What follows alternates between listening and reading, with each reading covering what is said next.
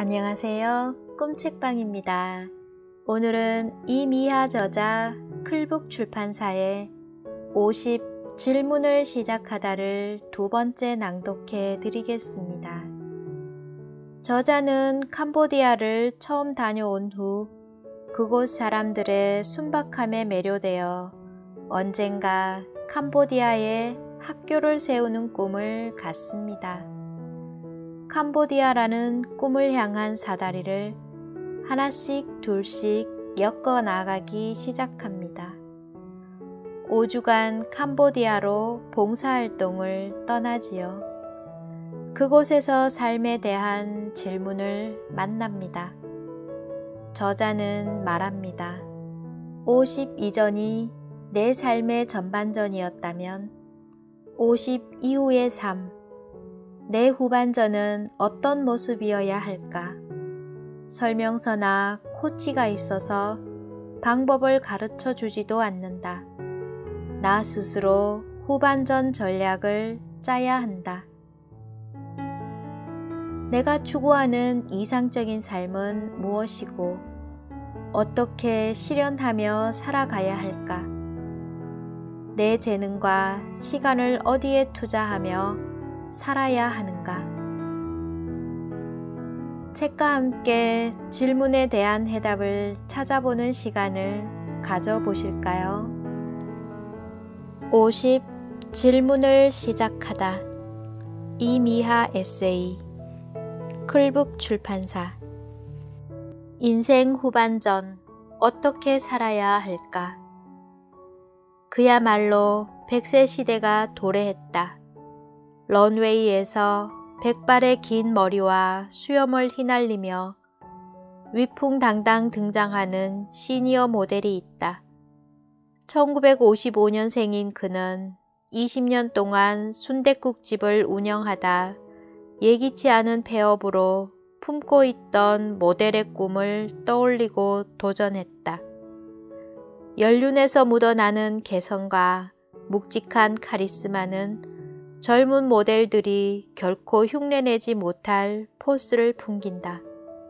100년을 살아보니 저자 김형석 철학박사는 100세를 넘긴 지금에도 정정한 모습으로 TV에도 나오고 지방 순회 북 콘서트도 다닌다.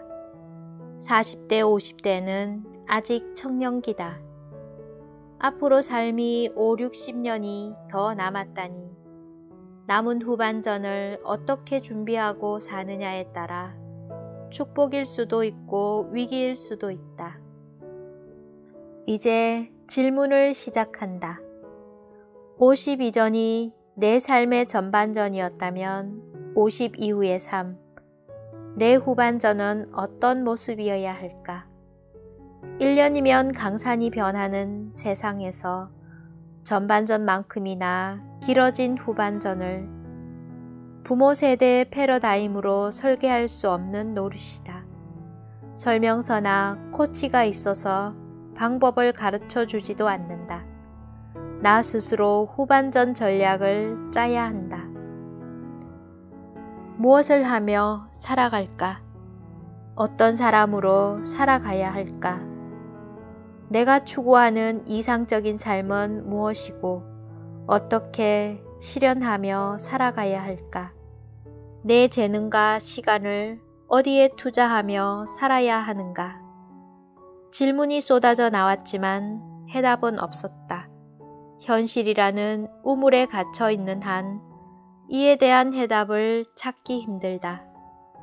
우물을 벗어나 혼자만의 시간을 가져야 했다. 전반전을 뛰고 난 축구 선수들은 15분간 하프타임을 갖는다. 전반전에 부진하던 팀이 하프타임 후 갑자기 돌변해 종횡무진 경기장을 뛰어다니며 기적적인 승리를 일궈내는 경우를 종종 볼 수 있다. 이것을 하프타임의 기적이라 부르는데 이는 하프타임이 후반전을 좌우하고 경기의 승패를 결정할 수 있음을 뜻한다. 하프타임에는 전반 경기를 분석한다. 강점은 계속 밀어붙이고 약점은 보강하는 전략을 새로 짠다. 전반전 경기에서 승리했던 패배했던 다 잊어버리고 온전히 후반 전략에 집중하는 마인드 세팅이 필요하다. 내게도 이 하프타임이 왔다. 이전의 삶을 벗어나 잠시 나만의 시간을 가지면서 후반 삶을 계획하는 시간. 그것이 내가 가져야 할 하프타임이었다. 내 하프타임은 캄보디아에서 가진 갭 먼스였다. 5주간의 시간. 나는 익숙한 환경과 가족 친구를 벗어나 낯선 이방의 땅에서 오롯이 혼자만의 시간을 가졌다. 한국에서는 모든 것이 익숙했기에 나는 시간의 강물 위에서 흐름에 따라 떠내려가는 느낌이었다. 강은 이미 내가 오랫동안 살던 곳이다. 나는 유속과 흐름에 따라 능숙하게 배를 다루는 베테랑 사공이었다. 캄보디아는 어떤 흐름과 위험이 도사리고 있을지 모르는 새로운 강이었다. 모든 것이 낯설고 새롭고 조심스러울 수밖에 없었다. 회색 신사들이 시간의 은행에 저축해둔 시들고 죽어가던 시간의 꽃이 모모로 인해 한입 한입 향기롭고 아름다운 꽃으로 살아나 각 사람 마음속에 피어난 경험을 한 기분이었다. 내가 아껴왔던 시간이 갑자기 내 안에서 생생한 시간으로 살아났다. 한국에서는 망각의 시간 속에서 헤매고 있었다. 지난주 만난 사람을 몰라봤고 아이들과의 약속을 잊어버려 당황스러운 일들이 벌어지기도 했다. 그러나 캄보디아에서의 시간은 다르게 흘렀다. 그 모든 시간을 지금도 생생히 기억한다. 처음 아이들을 만나 소개하면서 설레고 떨리던 시간. 게스트하우스에서 유럽 청년들과 적응하느라 힘들었던 시간. 프놈펜 시내에서 길을 잃고 하염없이 걷고 또 걷던 방황의 순간. 수리하라고 맡긴 노트북 부품이 통째로 사라졌지만 어디에 하소연할 곳이 없어 억울했던 시간. 아이들과 함께 학교 앞 길거리에서 주저앉아 사탕수수 주스와 파파야 샐러드를 먹던 아름다운 시간. 학교를 떠나던 날 울고 있는 나를 위로하며 춤을 추던 아이들과의 작별하던 시간의 기억은 내 마음에 영원히 지지 않을 시간의 꽃으로 남아있다. 나를 돌아보는 사유의 시간이었고 내가 모르던 세상을 이해하고 더욱 넓은 세상을 마음에 품게 해주는 소중한 시간이었다. 5주 겟먼스 하프타임을 통해 인생 후반전을 어떻게 뛸 것인가에 대한 해답을 찾고 모든 전략을 세웠다고 말할 수는 없다. 아마 뛰는 동안 상황에 맞춰 새로운 전략을 수립하기도 하고 때로 수정도 해야 할지도 모른다. 그러나 하프타임을 통해 얻은 결론은 앞으로의 삶이 시간을 생생하게 느끼며 살아가는 삶이면 좋겠다는 것이다. 그저 흘러가 버리는 시간을 버티는 게 아닌 가슴 뛰고 설렘이 가득한 모험과 도전이 있는 삶. 그 경험을 통해 배우고 성장하는 삶. 촛불처럼 달아 없어짐으로 주위를 밝히는 삶이라면 죽는 순간 시인처럼 나도 멋지게 한마디 남길 수 있지 않을까. 나 하늘로 돌아가리라. 아름다운 이 세상 소풍 끝내는 날. 가서 아름다웠더라고 말하리라. 천상병 귀천 중에서 가족의 격려와 지지가 없었다면 갯먼스를 떠나는 비행기 좌석 옆에 60대와 40대 초반으로 보이는 남자 둘이 앉았다. 5시간 비행의 지루함을 달래려 그들은 양주를 시켜 주거니 받거니 하다가 내게 말을 걸었다. 자기들은 골프 여행을 가는 팀이라고 했다. 여자 혼자 여행하는 사정을 궁금해 하길래 5주간 영어 교사로 봉사하러 가는 길이라고 했더니 멋지다, 대단하다 칭찬했다. 당연히 싱글이라고 생각하는 그들에게 내가 결혼했고 아들 둘이 있다고 하니 깜짝 놀랐다.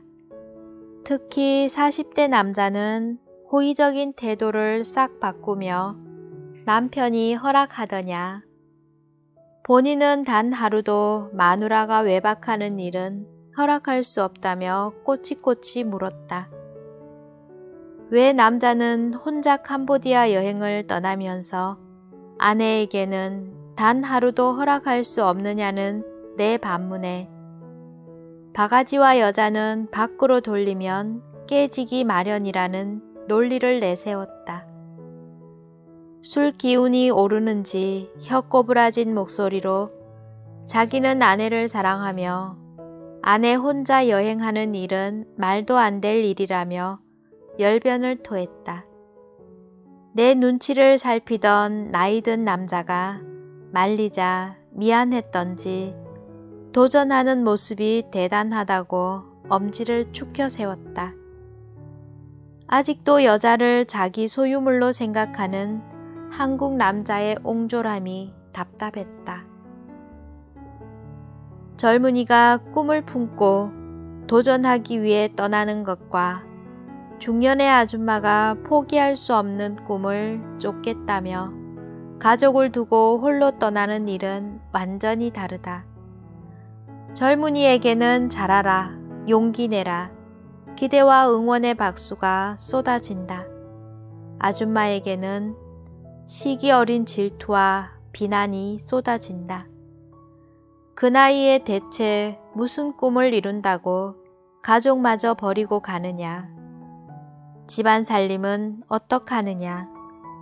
남편하고 애들 뒷바라지나 잘하지. 여자가 설쳐서 집안 잘 되는 것 못 봤다. 참 유별나다 등 면전에서 노골적으로 꼬집거나 험담 대상으로 난도질하기 십상이다. 왜 그럴까? 왜 우리 한국 사회는 꿈을 포기하지 않고 도전하는 나이든 여성에게 젊은이들보다 3배, 4배 더 격려하지 않고 지금 그대로의 삶에 눌러앉아 다른 가족의 행복을 위해 참고 희생하라고 강요하는 걸까? 5주간 가족을 두고 홀로 떠난다는 결정은 힘들 수밖에 없었다. 어려운 만큼 가족의 절대적 지지가 필요했다. 이 일은 가족 동의 없이 진행할 수 없었기에 어떻게든 가족을 설득해야만 했다. 망설임 끝에 힘들게 말을 꺼낸 내게 남편과 두 아들은 따뜻한 반응을 보이지 않았다. 다만 너무 쿨했다. 아, 그래? 드디어 때가 되었나 보네. 잘 다녀와. 응? 이게 뭐지? 엄마 없으면 어떡해? 당신 없으면 집안이 엉망이 될 텐데. 이렇게 울며 매달리는 반응은 기대하지 않았지만 그래도 당황스러울 만큼 무덤덤한 반응에 마음 졸일 필요가 없어졌다. 뭐야, 이 반응은? 나는 이 가정에서 있으나 마나한 존재야?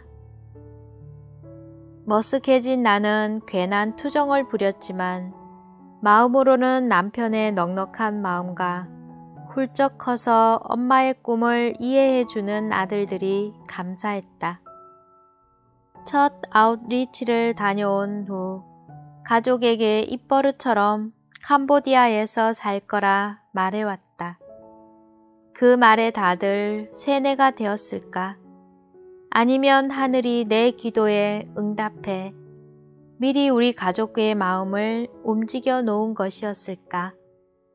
아무튼 함께 사는 가족의 동의를 얻고 나니 천군만마를 얻은 듯 마냥 두려움이 사라졌다.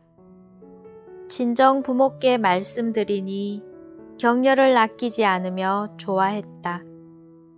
큰딸이 하는 일이라면 항상 지지하는 아버지는 평상시 몽상가적인 기질을 발휘해 격려의 한 말씀까지 한다. 그래, 이제 더 넓은 세상으로 웅비해야지. 이 경험을 발판으로 시의원 진출까지. 항상 너무 앞서가는 아버지. 언제나 용기를 주니 감사하다. 엄마의 반응은 의외였다. 사위 걱정, 애들 걱정으로 반대할 줄 알았는데 뜻밖에도 이렇게 말했다. 여자라고 못할 일이 뭐냐. 너는 나처럼 바보처럼 살지 말고 하고 싶은 것 다 해보고 살아. 시어머니 반응은 예상대로였다. 아들 걱정, 손주 걱정에 내 결정을 탐탁지 않게 여겼다. 가정 안에서 자식들 새끼 밥 배불리 먹이는 일이 여자의 미덕으로 알고 있는 시어머니의 반응은 당연한 일이었다. 남편이 구원군으로 나섰다. 좋은 마음으로 봉사하러 가는데 어머니가 격려해주고 기도해 주어야 한다는 아들의 설득에 마음을 푼 어머니는 떠나는 날 용돈을 지어주며 잘 다녀오라 격려해 주었다. 혼자서 세상을 살아갈 수 없다. 숱한 관계를 맺고 영향을 주고받으며 살아간다. 혈연으로 얽히고 설켜 맺어진 가족은 때로 지나친 구속과 간섭으로 성장을 방해할 때도 적지 않다. 칼릴 지브라는 그의 책 예언자에서 거리를 두며 서로를 성장시키는 관계를 이렇게 말한다. 너희는 함께 태어났으니 영원히 함께 있으리라. 죽음의 하얀 날개가 그대들의 나날을 흩어버릴 때도 그대들은 함께 있으라. 아, 그대들은 함께하라. 신의 말없는 기억 속에서도 그러나 그대들이 함께 있더라도 거리를 두라. 하늘나라의 바람이 그대들 사이에서 춤추게 하라. 서로 사랑하되 사랑의 속박은 만들지 말라. 차라리 그대들 영혼의 물가에서 출렁이는 바다가 되게 하라. 서로 잔을 채워주되 어느 한쪽의 잔만을 마시지 말라. 서로 빵을 주되 어느 한쪽의 빵만을 먹지 말라. 함께 노래하고 춤추며 기뻐하라. 그러나 그대들은 각자 고독에 잠기도록 하라. 류트의 현이 같은 가락을 울릴지라도 혼자 있는 것처럼 그대들 마음을 주되 서로 간직하지는 말라. 인생의 손길만이 그대들의 마음을 간직할 수 있으므로 함께 서 있되 너무 가까이 서지는 말라. 사원의 기둥들도 떨어져서 서 있으므로. 캄보디아 갯먼스는 나와 가족이 함께 만든 공동작품이다. 남은 나날도 하늘나라의 바람이 나와 가족 사이를 자유롭게 드나들 수 있게 거리를 두며 각자 몸짓으로 기쁨에 겨운 춤을 출 수 있기를. 아이들이 모두 쓰러졌어요. 수업을 마치고 사무실로 돌아가는 길에 신기한 장면을 보았다. 초등학생 200여 명이 교실 밖 광장에 모두 쓰러져 있었다. 무슨 훈련 중인가 궁금해서 카메라를 꺼내 다가갔다. 지붕 아래 그늘진 바닥 위에 아이들이 선생님 지도 아래 낮잠을 자는 중이었다. 집단으로 낮잠을 재우는 게 신기했다. 사진을 찍으려 다가서니 얼굴에 시원한 물기가 느껴졌다. 고개를 들어보니 지붕을 둘러가며 사방으로 파이프가 연결되어 있었다. 그 파이프에 작은 구멍을 뚫어 시원하고 고운 물 입자가 뿜어져 나오는 중이었다. 시원한 물을 맞으며 아이들은 낮잠을 즐기고 있었다. 큰 대자로 뻗은 채 팔다리를 마음대로 팽개치고 자는 녀석, 모로 누워 새우잠을 자는 아이, 배꼽을 다 드러낸 채 입을 벌리고 자는 친구, 자기 다리를 친구 몸에 올려놓고 세상 편하게 자는 학생 등 모습도 다양했다. 아이들은 잠잘 때 천사 같고 예뻐 보인다. 캄보디아 어린 천사들이 평화롭게 자는 모습을 보며 나도 모르게 미소가 번졌다. 담임 선생님이 사이사이로 다니며 눈을 뜨거나 장난치는 아이는 없는지 살피고 있었다. 선생님 마음은 안중에 없고 장난치고 싶어 못 견디는 개구장이 녀석들이 눈에 들어왔다. 기척이 가까이에서 들리면 눈을 감고 자는 척 하다가 반쪽 눈을 뜨고 선생님이 떠나면 옆에 누운 친구와 장난을 치기 시작했다. 귀여운 녀석들을 향해 카메라를 들이대니 킥킥거리며 웃다가 선생님이 다가오자 다시 잠든 척 했다. 나는 낮잠 문화 속에서 자라지 않았다. 가족 중 누구도 대낮에 낮잠을 즐기는 사람은 없었다. 아버지는 직장에서, 엄마는 돈 벌며 우리 건사하느라 눈코 뜰 새 없이 바빴다. 맏딸이었던 나도 가족들에게 도움이 되고자 집안일을 돕고 동생 돌보느라 아이다운 게으름을 피워본 적이 없었다. 언제나 바지런했던 외할머니와 엄마의 혈통을 이어받아 낮잠은 고사하고 밤잠도 오래 자지 않는다. 게다가 잠기가 밝고 신경이 예민하다. 아침 일찍 일어나 저녁까지 무엇을 하든 부지런히 설친다. 잠을 극복해야 정신이 승리하는 것이라 믿으며 공부하고 일할 시간을 벌었다. 고등학교 시절에는 긴장을 유지하고 적게 자고 일찍 일어나 공부하기 위해 밤새 불을 켜고 잠을 잤다.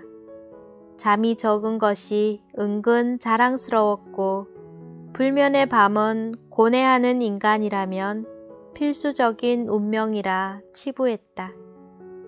이런 내가 잠꾸러기에 유유자적한 남편을 만났다. 남편은 매사 급할 게 없었다. 베개에 머리만 대면 열흘 새기도 전에 골아 떨어진다. 신혼 때 말다툼하고 등 돌려 누운 채 눈물을 흘리는데 등 뒤에서 남편의 코 고는 소리가 들렸다. 기가 막혔다. 마음의 상처를 입고 괴로워하는 나를 두고 채 5분도 지나지 않아 잠드는 그 무신경함을 도저히 이해할 수 없었다. 분한 마음에 뜬 눈으로 밤을 지새웠다. 남편이 낮잠을 즐기는 모습은 이해 불가였다. 세상에 즐길 일, 할 일이 얼마나 많은데 밤에 자면 될 것을 왜 낮에 자는지 모를 일이었다. 주말에는 함께 바람이라도 쐬고 싶은데 할 일 없이 거실을 차지하고 누워 낮잠으로 시간을 보내는 남편이 미웠다. 명절에 시댁에 가면 여자들은 전 굽고 음식 준비하느라 허리 한번 펴지 못하고 바쁜데 남편을 비롯한 남자들은 늘어지게 낮잠을 잤다. 설거지라도 도와주면 어떨까 하는 생각은 완고하게 앉아있는 시할머니, 시어머니 앞에서 터무니없는 바람이었다. 낮잠 자는 남편에게 시위하듯 낮잠을 자지 않았다. 캄보디아에서 혼자 사는 동안 그렇게 경멸하듯 낮잠을 즐기는 나를 발견하고 놀랐다. 절대 나는 낮잠을 자며 시간을 허비하지 않겠다는 내 철학은 오만이었다. 아무도 나를 아는 곳이 없는 세상, 마음껏 긴장을 풀어도 되는 세상에서 낮잠의 신세계에 빠져들었다. 더위에 지치고 땀에 흠뻑 젖어 기가하면 샤워를 하고 에어컨을 켠 후 얇은 이불 덮고 1시간 자고 나면 지쳤던 몸은 회복되고 정신이 맑아졌다. 악보의 쉼표 부분에서 공기를 복부 깊이 들이마셔야 클라이맥스에서 우렁찬 성량을 뽑아낼 수 있다. 잠깐의 낮잠도 늘어진 몸과 마음을 재충전시키는 효과가 있음을 몸소 체험했다. 갱년기를 지나고 있는 지금 피곤함을 느끼며 잠시 눕거나 책상에 엎드려 기꺼이 낮잠을 즐긴다. 낮잠에 대한 편견이 사라지니 낮잠을 자도 죄책감을 느끼거나 시간을 낭비했다는 강박감에 사로잡히지 않는다. 더운 지역 사람들이 시에스타라 부르는 낮잠 자는 습관에 대해 학창시절 담당 과목 교사는 비판하는 시각으로 말했다. 열대지방 사람의 게으른 낮잠 습관이 그들의 삶을 가난하게 만들고 여전히 저개발 국가 상태로 머물게 만드는 이유라고 설명했다. 그들의 독특한 자연 환경과 문화를 이해하지 못함에서 오는 편견이었다. 40도를 오르내리는 온도에서 계속 일을 하면 일사병과 탈수증에 걸려 자칫 죽음에 이를 수 있다. 오전에 집중해 일하고 기온이 최고치에 이른 오후에 1시간 쉼표의 시간을 갖는 문화는 더 효율적인 오후 시간을 영위하기 위한 삶의 지혜다. 낮잠의 유용성을 알고 실천한 위인도 많다. 뉴턴, 에디슨, 아인슈타인, 레오나르도 다빈치, 나폴레옹은 낮잠을 즐겼다.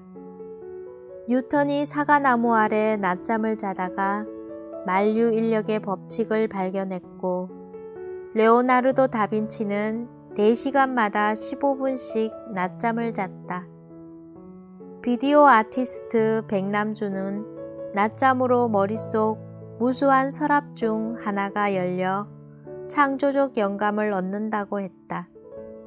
미국 국립수면재단의 발표에 따르면 낮잠이 인지능력 향상, 스트레스 감소, 지각 능력, 지구력, 운동 능력을 향상시킨다고 한다. 아침에 일어나 줄곧 글을 쓰고 있으니 머리가 몽롱해지고 생각도 정지된 느낌이다. 낮잠을 한숨 자고 나면 이 아둔한 머리에 창조적이고 시원한 바람이 불어올까? 오늘은 여기까지입니다. 영상이 마음에 드시면 구독, 좋아요 잊지 마세요.